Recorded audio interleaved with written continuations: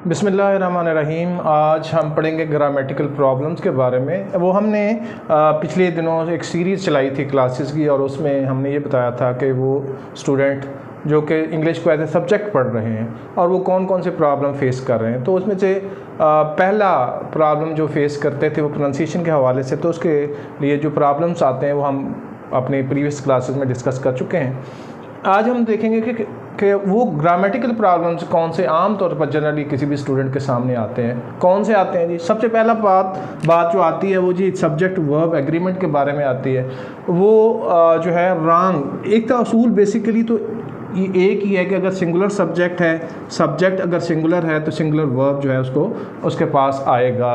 लेकिन ये मामला इतना सादा नहीं है, इतना सिंपल नहीं है जितना कि सिंपल हमें नज़र आता है। मिसाल के तौर पर आम सी बात तो सिर्फ ये हमें नज़र आती है कि हमें यही करना है कि यहाँ पे अगर लिखा हुआ हो कि आयशा गोज़, तो आयशा के साथ गोज़ इसलिए आया है कि ये सिंगुलर है तो सिंगुलर वर्ब इसके साथ आना चाहिए।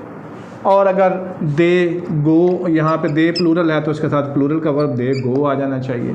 तो ये सब्जेक्ट वर्ब एग्रीमेंट से मुराद यही होता है। लेकिन ये चीज़ें कॉम्प्लिकेटेड उस वक्त बन जाती हैं कि जब सब्जेक्ट के तौर पर जो है कंपाउंड नाउन आना शुरू हो जाते हैं। सब्जेक्ट के तौर पर सब्जेक्ट हम जो है वो सिंगल जो है वो जेंडर को नहीं सामने लेके आते हैं। वहाँ आगे जाके हमारे लिए मसला ये बन जाता है कि किस एंटीसीडेंट को फॉलो करना है। फर्स्ट एंटीसीडेंट को फॉलो करेंगे, सेकंड को करेंगे। मिसाल के तौर पर मिसाल देता हूँ, teacher along with the students was going और वर गोइंग।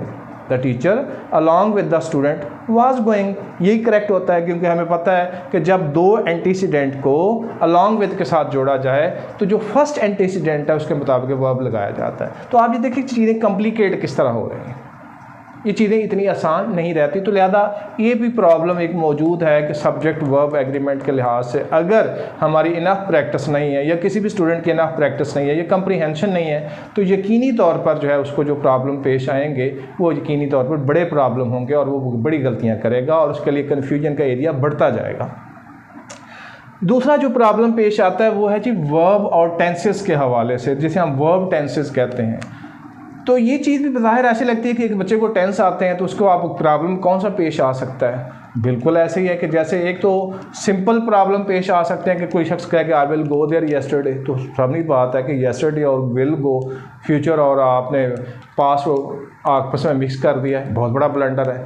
लेकिन ये ब्लंडर अगर आप नहीं भी करते, मिसाल के तौर पर आप हर टेंस के लिहाज से सिंपल सेंटेंसेस जो हैं वो सीधे कर, लेकिन जहाँ सीक्वेंस ऑफ टेंसेज आता है कि कौन से टेंस के बाद दूसरा टेंस यूज़ होना है। मसलन जैसे अगर पहले प्रेजेंट इंडेफिनेट यानी सिंपल पास्ट यूज़ हुआ हो तो उसके बाद हमेशा पास्ट परफेक्ट टेंस उसको फॉलो करता है।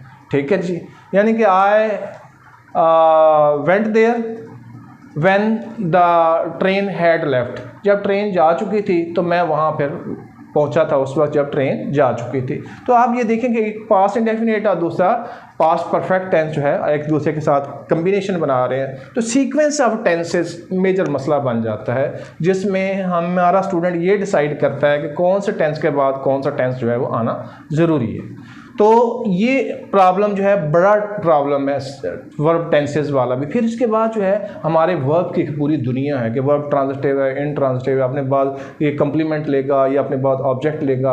अच्छा जनाब, ये वर्ब डायनामिक है या स्टेटिव है? ठीक है, अगर डायनामिक है तो फिर इसके बाद क्या आएगा, अगर स्टेटिव है तो फिर इसके बाद क्या है। तो एक पूरी वर्ड है।